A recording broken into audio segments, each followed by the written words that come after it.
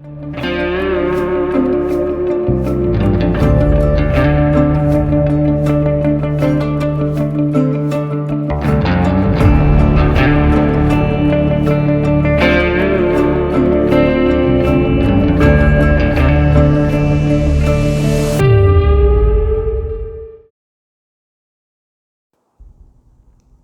Brown was born March 30th, 1956, in Lansing, Michigan. He grew up in Michigan and attended Detroit's Northern High School, and while there, he was a track and field star, which earned him a lot of recognition.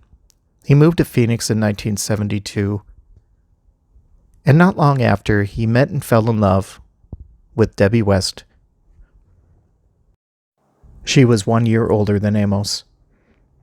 By 1974, 2 years later, Amos had steady income as a forklift operator. And he and Debbie had planned to be married on his 18th birthday, which would be March 30th of 1974. On Saturday evening, March 2nd, Amos and Debbie were walking home, and were not far from Amos's home, when a car stopped nearby. They didn't pay any attention to it and continued walking, but a woman got out and started running, and a man got out and chased after her. The two of them watched, and Debbie said, "We need to help that woman. She's in trouble." Amos said no, but then he changed his mind, and he ran over to them across the street, with Debbie following. In a vacant lot, the man punched the woman, knocking her down. He then got on top of her, straddling her, and began beating her with his fists. Amos yelled for him to stop. He pleaded with the man to leave her alone, but he wouldn't stop. The man was older. He was bigger. 5'7", 140-pound Amos suddenly grabbed the man with all of his strength, and he ripped him off the woman and pushed him off to the side, away from her.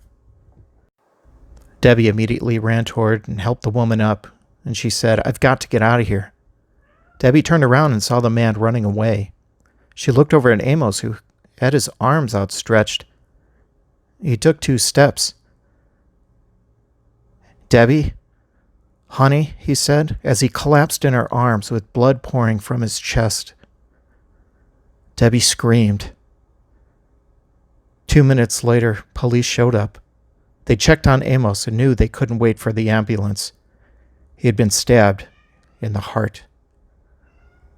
3 of the officers lifted Amos into one of their patrol vehicles and raced to the hospital. Surgeons worked on Amos, who had been stabbed in the heart. They were able to stitch the wound, but too much blood didn't reach his brain. Amos remained alive. He clung to life. Police arrested 34-year-old Manuel C. Medina, Jr., a city sanitation department employee. He was charged with assault with intent to murder. Debbie West would stay by Amos' side nonstop and sleep next to him at night. 6 days later, on Friday, March 8th at 7:45 in the morning, Amos Brown died, almost 2 weeks short of his 18th birthday, their wedding day. The charge against Manuel Medina was upgraded to first-degree murder. Paul Dean of the Arizona Republic said in an article relating to the medical examiner report, "In this report there are no words, nor should there be, to say that the cause of death of Amos Brown was his own valor. But police records tell of 7:45 a.m. March 8th, the date and time that Amos Brown died in Maricopa County Hospital from a heart wound that was a rotten reward for one citizen's unpublicized heroism."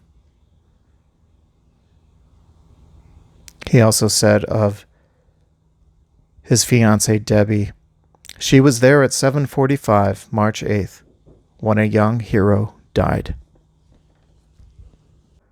Amos Brown was survived by 2 brothers, a stepbrother, 4 sisters, a stepsister, his parents, and 4 grandparents. He is buried at St. Francis Cemetery in Phoenix, Arizona. In July of 1974, Miguel Medina was convicted of involuntary manslaughter. And Judge Rufus Coulter sentenced Medina to 5 to 10 years in prison. He was released on October 15th, 1982, after serving 8 years for beating the hell out of a woman and stabbing a young man half his age in the heart, then taking off.